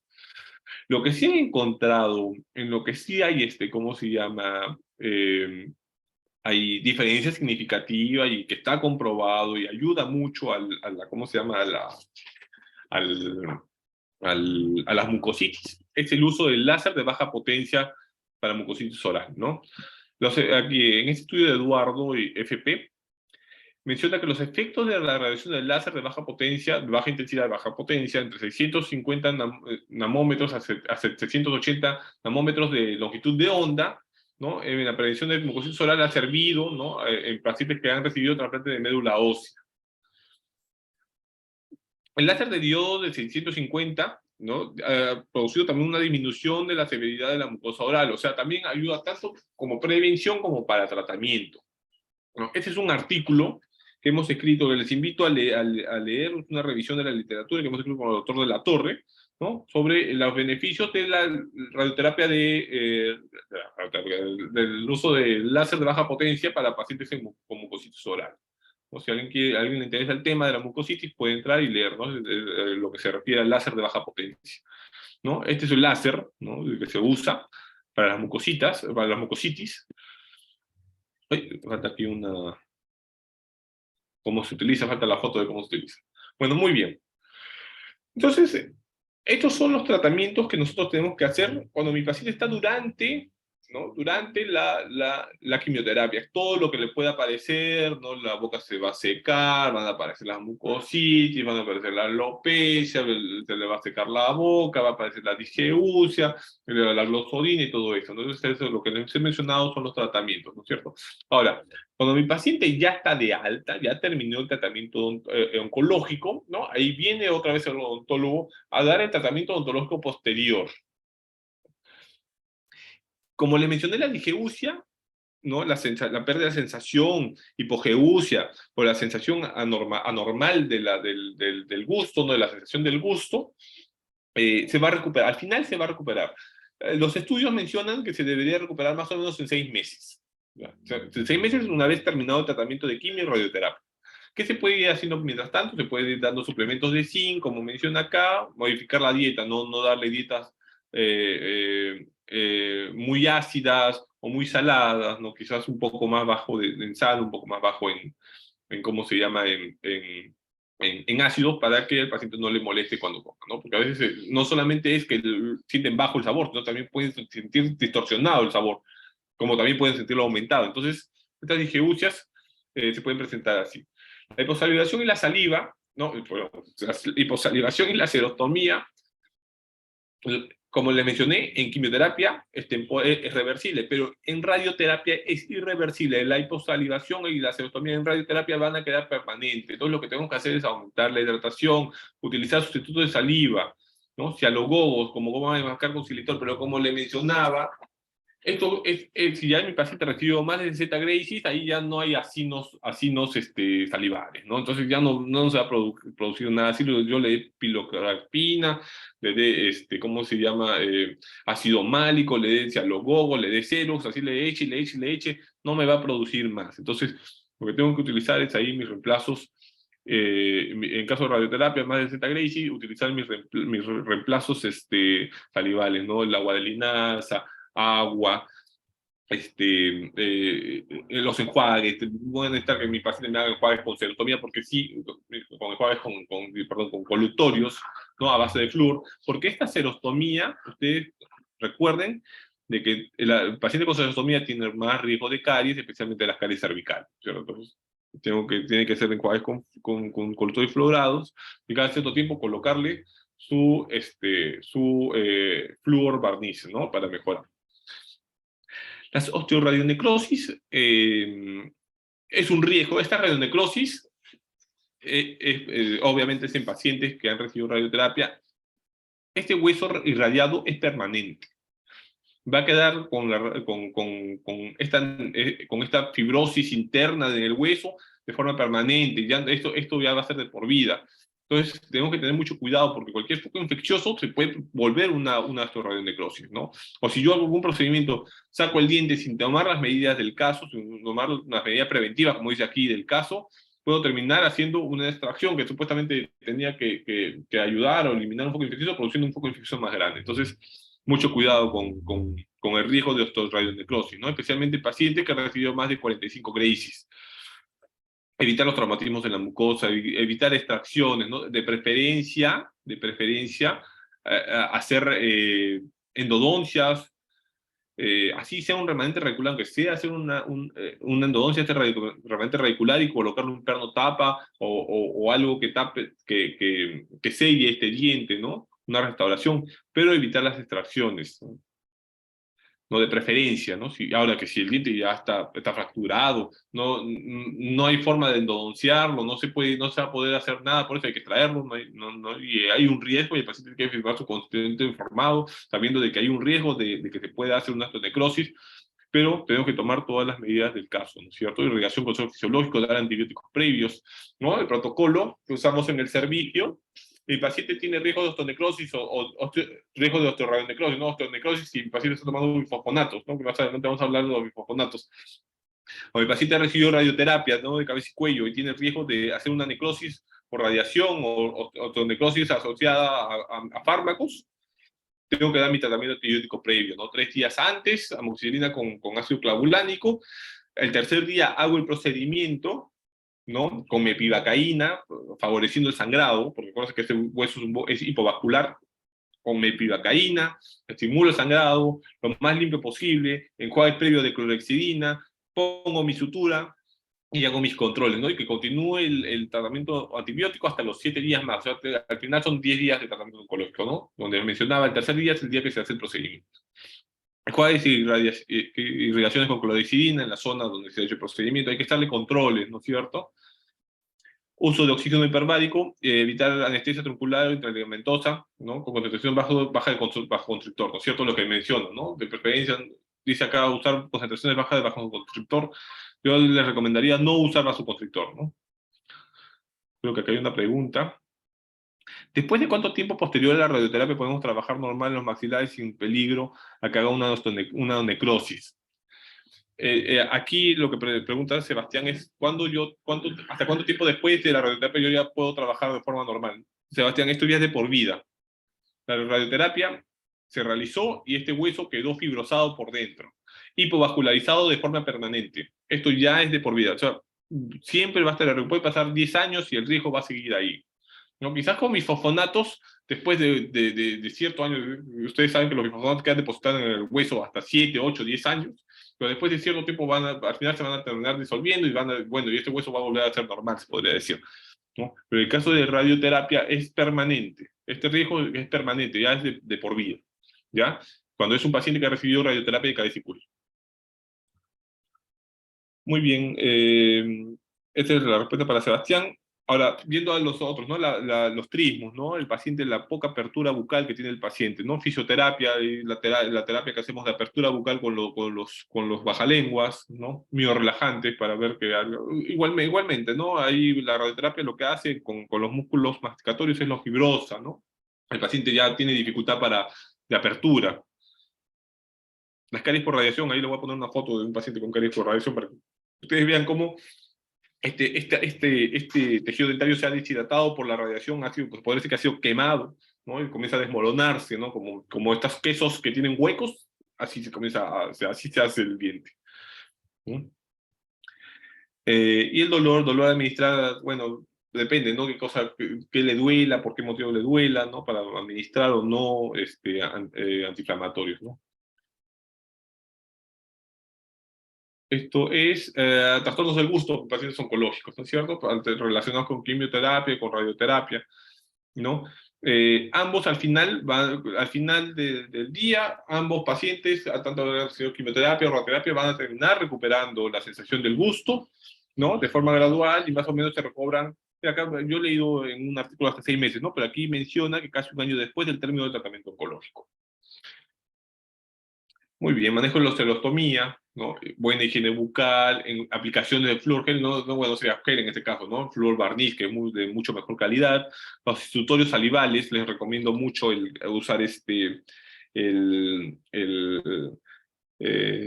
agua de linaza, ¿no? Por la textura, con una textura bastante parecida, ¿no? Los colutorios florados y siempre hidratarse, ¿no? Y si no tienen agua de linaza, aunque sea con agua, ¿no? Pero esa boca tiene que estar siempre hidratada. Y los estimulantes de saliva, ¿no? Como son, en caso de que se haya recibido menos de 60 Gracies, ¿no? Aún haya algo de ¿cómo se llama? De algunos acinos todavía por ahí, entonces ahí sí podemos utilizar los estimulantes de saliva, ¿no? Como como, eh, eh, eh, como la palifermina, el ceros, ¿no? Para que lo poco que queda de acinos, aunque sea eso, estimule, ¿no? Que sea algo que se produzca. Estas sustancias como la mifostina, que recomienda este artículo, yo recomendaría no usarlo porque tiene sus efectos secundarios como los mencioné hace rato, ¿no?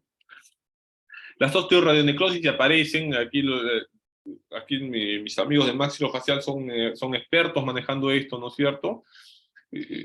Solamente irrigan hasta que el mismo cuerpo comienza a eliminar esta lesión, ¿no? Si aparece alguna púa, la roman, ¿no? Y van irrigando hasta que se termina de desaparecer, ¿no? Y esto se hace a diario o cada 2 días, ¿no? El paciente tiene que venir así durante meses hasta que se elimine este hueso necrótico, ¿no?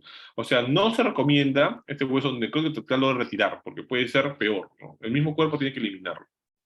Si es muy pequeñito, una cosa muy pequeñita, ya quizás se puede eliminar, pero si es una extensión así como se ve, que a mí abarca casi 3 dientes, ahí sí hay que mucho cuidado, ¿no?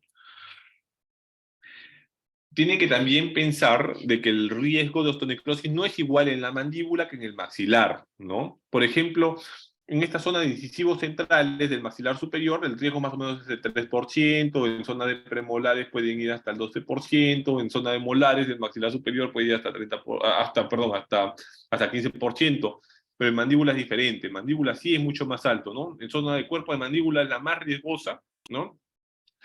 Puede ir hasta 30%, o sea, uno de cada tres pacientes, claro, uno de cada tres pacientes puede hacer una osteonecrosis, ¿no? En zona de cuerpo mandibular. Entonces, esto hay que tenerlo en cuenta, ¿no? Tomar todas las medidas del caso cuando se haga un procedimiento. Y si aparecen las necrosis, pues obviamente yo me tengo que haber protegido con un consentimiento informado, ¿no? También informar al paciente que hay el riesgo de que se pueda hacer una osteonecrosis, ¿no? Y le aparecen así, ¿no? La fístula, como se ve aquí en el cuello, le puede aparecer una fístula, ¿no? Y comienza a drenar y no sabe de qué cosa es, pero es una necrosis que ha aparecido ahí en el hueso, en la mandíbula. Miren esta osteonecrosis, ¿no? Extensa, bien extensa, claro, esa es una osteonecrosis asociada a bifosfonato, ¿no?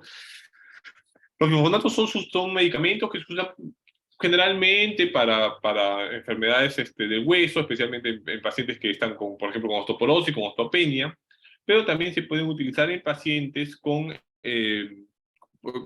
mieloma múltiple, ¿no? Con cáncer a los huesos. Entonces, este puede producir también osteonecrosis, ¿no? Produce de que el hueso comienza, que los osteoblastos comienzan a depositar, y no hay reabsorción del hueso. Los osteoclastos no reabsorben. Al no reabsorber, solamente se deposita y se pierde vascularidad, ¿no? Entonces, un hueso avascular, cualquier foco infeccioso se puede complicar y puede aparecer esta osteonecrosis, ¿no? Mira, esta osteonecrosis extensa, ¿no? Entonces, mucho cuidado también con los bifosfonatos, ¿no? Entonces, ya viendo ya al final, ya para terminar, vamos con algunos casos clínicos. Por ejemplo, esta paciente viene, es una paciente con leucemia mieloide aguda, ¿no? Leucemia, cáncer a la sangre, donde se ve afectada la célula, la serie blanca, ¿no? Comienzan a aparecer eh, eh, elementos de la serie blanca, o sea, de los leucocitos, pero formas muy jóvenes, pueden ser blastos, metamielocitos o mielocitos, ¿no? Que no tienen ninguna función, no sirven para nada, están ahí en la sangre, pero no sirven para nada. Entonces, a esta paciente le dio eso, ¿no? Le dio una leucemia mieloide aguda. ¿Y qué nos menciona? Que me suspendió la quimioterapia porque le dolía un diente. ¿Cómo llega la paciente? Le dolía este incisivo central, ¿no? Miren cómo está el incisivo central. Entonces, aquí lo que le hicieron a la paciente es su endodoncia, ¿no? Y aquí encontramos entre el lateral y el canino, ¿no? Entre la pieza 1, 2 y 1, 3, en la papila, ¿no? Acá podemos ver, hay una normalidad, ¿no? ¿Qué cosa es esto? Una osteonecrosis. La paciente está haciendo una osteoquimionecrosis, está eliminando un poco de hueso, ¿no? Como era pequeño y estaba que se movía, hicimos la interconsulta con los cirujanos maxilofaciales, ¿no? Y ellos lo retiraron muy fácilmente, ¿no? Vieron que tenía un fondo de mucosa, entonces casi no sangró, y pudimos focalizar a la paciente, porque miren cómo esta paciente ha iniciado tratamiento de quimioterapia para esta leucemia, y no había sido desfocalizada previamente, ¿no? Entonces, obviamente, ¿qué pasó con la paciente? Pues el foco, al iniciar la quimioterapia, el foco se activó, ¿no? Porque pues, se le bajaron las defensas. Entonces, se le suspendió la quimioterapia. Felizmente, la paciente reinició la quimioterapia. Bueno, felizmente en ese momento reinició la quimioterapia, supuestamente estaba bien. Después de unos años, la paciente finalmente terminó falleciendo, ¿no? Pero no fue por algún problema odontológico, fue por propio de la enfermedad, ¿no? Su cuerpo no reaccionó no mejoró, ¿no? Como llegó en 2014, fue cuando yo era residente, ¿no? Mire cómo llegó y cómo terminó, ¿no es cierto? Aquí le hicimos los controles, ¿no? Aquí le estamos poniendo láser de baja potencia para las mucositis porque le estaban apareciendo las mucositis, ¿no? Acá se puede ver como la zona de eritema, ¿no? En la foto del lado izquierdo. ¿No? Le ponemos el láser para mejorar esas mucositis, ¿no? El láser de baja potencia. Caso clínico número 2, ¿no? Es paciente con cáncer de laringe, ya ha sido dado de alta, ya está de alta, pero llega con las caries radiactivas, ¿no? Con estas caries asociadas a la radioterapia. Miren cómo estos dientes tienen huecos, ¿no? Estos huecos son producidos por la radioterapia, son las famosas caries radioactivas. Entonces esto hay que ir curando, ¿no? Todas estas zonas donde se pueda desmoronar. Y yo lo curo y va a venir quizás dentro de un mes, después para los controles, y otra vez otras zonas se van a desmoronar. Entonces hay que ir poniendo ahí las curaciones adecuadas, ¿no? Esta paciente fue la que sufrió de radiodermitis, ¿no? Esta necrosis en el tejido en la piel, ¿no? Tenía un cáncer de laringe, recibió radioterapia y le apareció esta radiodermitis, ¿no? Y le suspendieron esa vez la radioterapia por esta radiodermitis. También es un motivo de suspensión de esto, ¿no? Encontramos en boca que tenía ahí una corona provisional, ¿no? Tenía algunas caries por ahí. Le tomamos la panorámica y encontramos aquí, ¿no? Miren, o sea, esta paciente ha ido a recibir radioterapia y tenía una pieza incluida aquí, o retenida, o impactada, se podría decir, con un quiste, con un ameloblastoma complejo, ¿no? Acá se ven los dentículos, y también otra pieza dentaria más ahí incluida. Entonces, a esta paciente, por ejemplo, estos dos pacientes anteriores, o los tres pacientes anteriores, no han recibido una terapia odontológica previa, ¿no? Entonces, algo bastante común que sucede, ¿no? Que se pueden ver los dentículos, ¿no? Miren cómo están los dentículos, ¿no? Es un toma complejo. Entonces, la pieza está ahí impactada contra estos dentículos, ¿no? A veces se hizo un plan de tratamiento y la paciente no volvió. Muy bien, aquí el caso número 4. Miren este caso, ¿no? Es un caso para que ustedes lo piensen, que puede pasarnos en la consulta a los que a veces, y es bastante común. El paciente viene diciendo, doctor, me ha aparecido esta lesión en la encía, tiene 3 días de evolución. Entonces, uno ve eso, ¿no? Uno ve eso y quizás alguien que no es de pacientes especiales, que no es de cirugía maxilofacial, o quizás no es ninguno de nosotros que estamos llevando aquí el curso, en un odontólogo de la calle, agarra, mira y dice, ay, voy a hacerle el destartaje porque seguro abajo hay sarro, ¿no?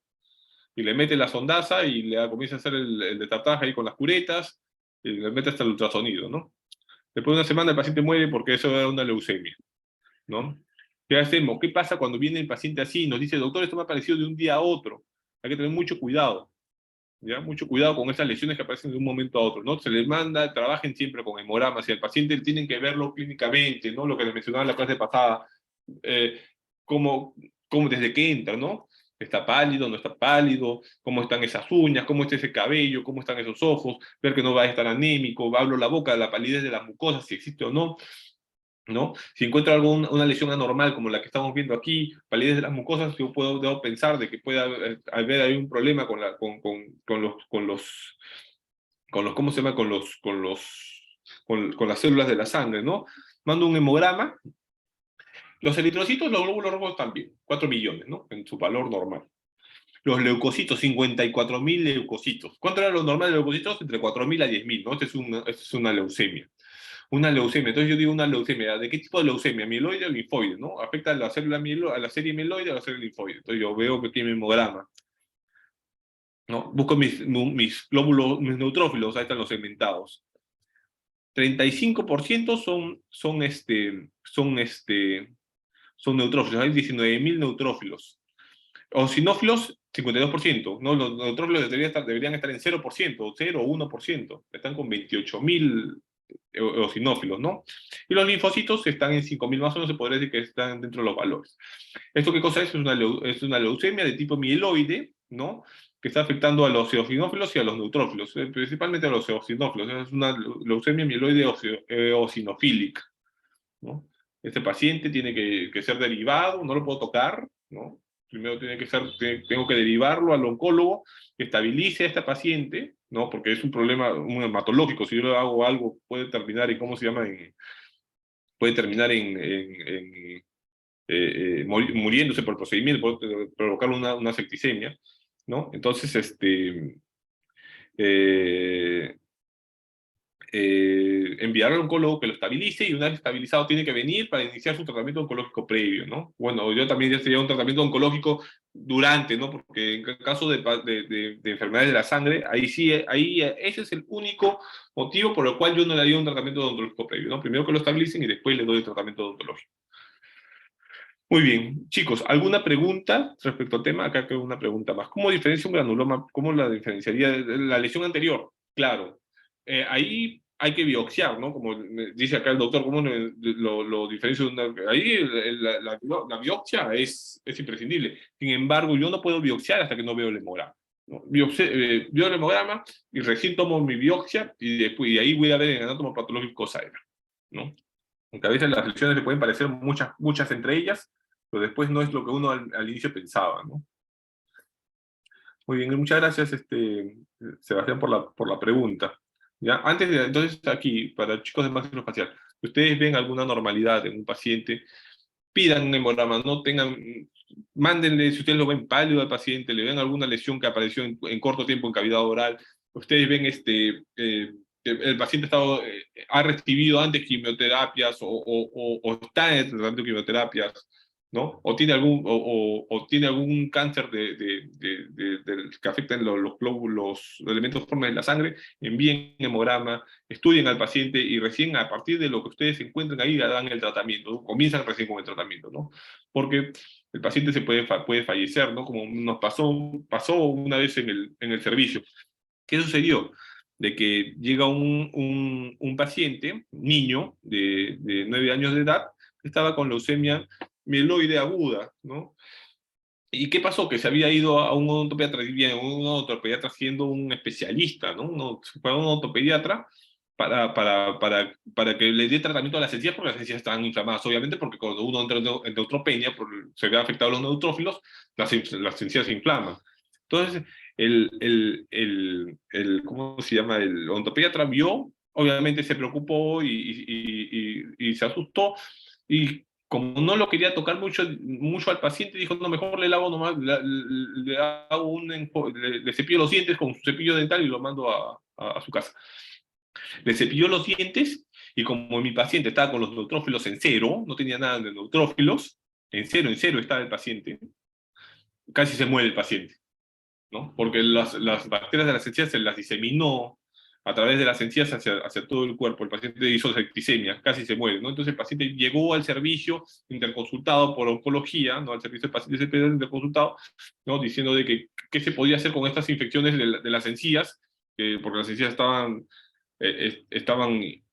infectadas, ¿no? Estaban con la gingivitis, agrandamientos gingivales, que ya casi no se veían las coronas, ¿no? Lo único que pudimos hacer es recomendarle que tomara antibióticos, ¿no?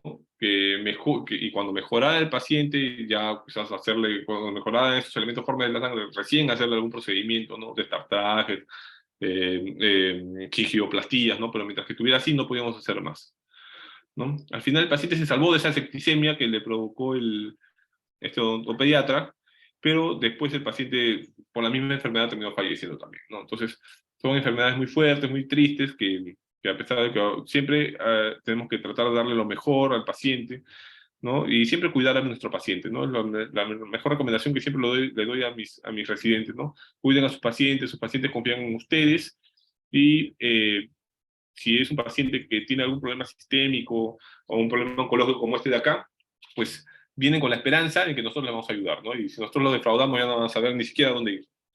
Entonces, muchas gracias a todos ustedes. No sé si hay alguna otra pregunta.